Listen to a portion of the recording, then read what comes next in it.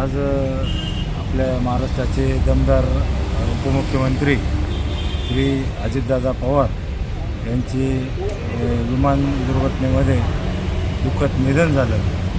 त्या अनुषंगाने आज त्यांना भावपूर्ण श्रद्धांजली अर्पण करतो।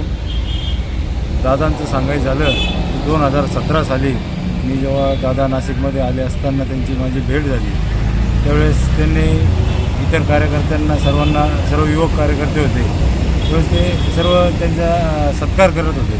ते सत्कार करत असताना त्यांनी सर्व युवकांना सांगितलं, प्रत्येकाला आपसुकाशी विचारपूस करीत त्यांनी सर्व युवकांना संदेश दिला की प्रत्येकाने काय काम करता, तर त्या कामाद्वारे त्यांनी राजकारणात तुम्ही जे युवक येत आहे त्यांनी पहिले प्रथम कामावर प्राधान्य द्या, मग या राजकारणात या। तुमचं जर तुमचं सेटल असेल तरच तुम्ही राजकारणात येऊन काहीतरी पुढे काहीतरी करू शकता। असा विजनरी नेता आज आपल्याला सोडून गेला।